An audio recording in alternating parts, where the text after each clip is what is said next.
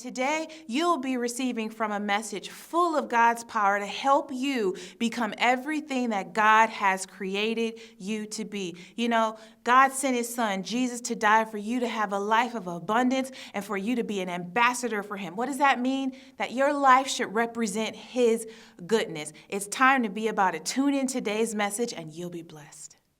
Acts chapter 27, probably one of the greatest stories that I can think of a setback and comeback. It's Apostle Paul.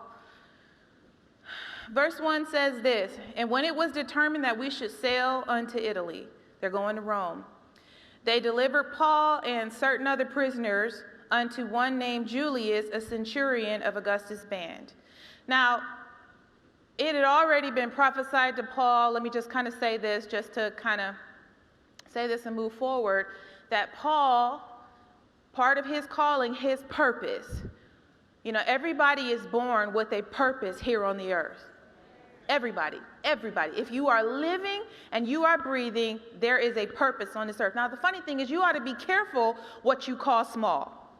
Because here we rank purposes. Oh, well, you up on the stage, and so you must be XYZ while I'm down here taking care of these kids. Oh, no. Every purpose of God is important.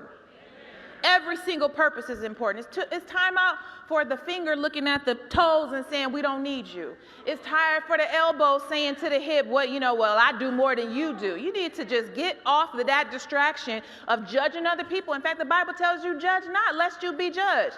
It's not your business what somebody else's purpose is. It's your business to stay in the purpose that God has for you. Because you better believe Satan is coming after that purpose. Oh, yes, he's coming after that purpose.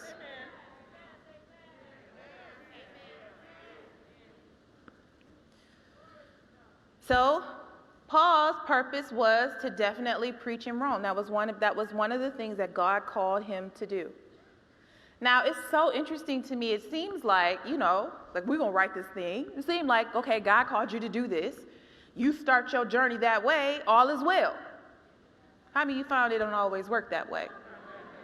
In fact, when I went to Bible school, it took me so long to go to Bible school and accept the call of God on my life because I felt like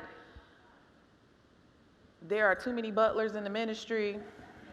We need a spirit of variety up in this family. And I did not want to be a minister, this is not how I would write my life, still not how I would write my life. And I remember finally when I accepted the call of God, I was at U of M, go blue, and go blue, and go blue, hail to the victors. Okay, but I was in the marching band, so anyway. But the Lord called me to go to Tulsa, Oklahoma, and I thought, who goes from Ann Arbor, go blue, to Rhema? And I remember when I got there, an apartment is right across the street from the school. I was like, oh, okay, Dad, so this is like no break. So they can look out the window and see if I'm home. Okay, I see what you're doing. So I was so surprised when I got there, though, the amount of challenges that hit me. I thought once I got in the will of God, I repented. I even had some folks I was mad at. I called them, sent them letters, and, forgive me. And I was like, I'm going to get everything right since I'm obeying God. I was so surprised. Here Paul is finally on his way to Rome. But he's not going the way he wanted to go. He's going as a prisoner. Somebody say, what in the world? Verse 6, and there then a centurion found a ship of Alexandria sailing into Italy, and he put us therein. Jump over to verse 10. So here you are, Paul is a prisoner, and he's given to these people to keep charge over him with other prisoners. They find this ship, they start sailing. Now, they're sailing in a negative season, which means, you got some wind issues and you got some weather issues. And then Paul says unto them, sirs, I perceive that this voyage will be with hurt and much damage. Somebody say hurt and much damage. Then he says, not only the lading and the ship, but also our lives. So Paul is a prisoner. He's not in control. He's not in control in this situation. He's not in control. And he's giving out some good wisdom. Hey, y'all, maybe we shouldn't take this trip right now because I'm sensing we're not only putting the boat in danger, but we're putting our lives in danger. Listen, there are so many of us where you are not your own boss. You don't work for yourself. They're teenagers. You don't control everything that happens in your house. You may not have control over what school you go to or X, Y, Z or blah, blah, blah, blah, blah. I want you to notice that here Paul, even though he had some wisdom in what he was saying, he wasn't the one that was in control. Here's a word for you. You don't have to be the leader to still have God work and function in your life. Some of you are so stressed out, betraying people, getting out of the plans and wills of God because you feel like, I'm not about to let nobody control me and I'm not letting nobody tell me what I'm about to do. I'm about to make sure I'm going down, I'm going up. All this kind of stuff, you're outside of the will of God because you put your shield behind. You don't have faith in God. Listen, faith in God can keep you afloat regardless of what situation or what circumstances you're in. When you put yourself in a position where you are constantly fighting the leadership that you're placed among, what you're saying is that leadership is God. Because if that leader makes a mistake, that means my life is going down. If that leader does great, that means I'm going great. No, not at all.